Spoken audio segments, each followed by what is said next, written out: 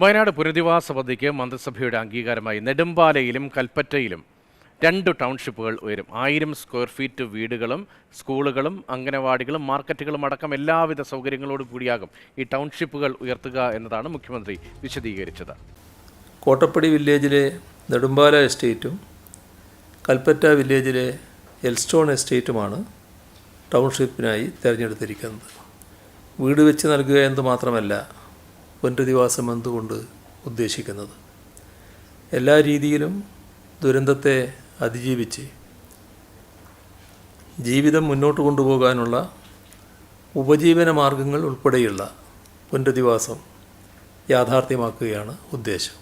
1000 square ഫീറ്റുള്ള വീടുകളാവും നിർമ്മിക്കുക. വീടുകൾ മാത്രമല്ല, ഒരു സമഗ്രമായ പാക്കേജാണ് ഉൾപ്പെടുത്തിയിരിക്കുന്നത്. സ്കൂളുകൾ, അതോടൊപ്പം തന്നെ ആശുപത്രി അടക്കം മുഴുവൻ സംവിധാനങ്ങളും ഒരുക്കിക്കൊണ്ടുള്ള ഒരു നാടിനെ ഒന്നാകെ അങ്ങ് പുനരുജ്ജീവിപ്പിക്കാനുള്ള പദ്ധതിയാണ് സർക്കാരിൻ്റെ മുന്നിലുള്ളത്. ഈ 38 സ്പോൺസർമാരുണ്ടായിരുന്നു. 100-ലധികം വീടുകൾ സ്പോൺസർ ചെയ്ത് രംഗത്തെത്തിയവർ. അവരുടെ ഒരു യോഗം ഇന്ന് വിളിച്ചു ചേർത്തിരുന്നു.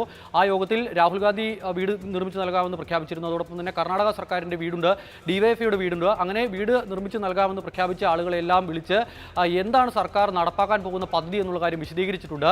ഈ സ്പോൺസർമാർക്കായി പ്രത്യേക ഒരു പോർട്ടലും തുടങ്ങും. അങ്ങനെ ഫണ്ട് സമാഹരണം വേഗത്തിൽ നടപ്പാക്കിക്കൊണ്ട് ഈ പദ്ധതിയുടെ പൂർത്തീകരണത്തിലേക്ക് പോകാൻ കഴിയും എന്നുള്ളതാണ് മുഖ്യമന്ത്രി വിശദീകരിക്കുന്നത്.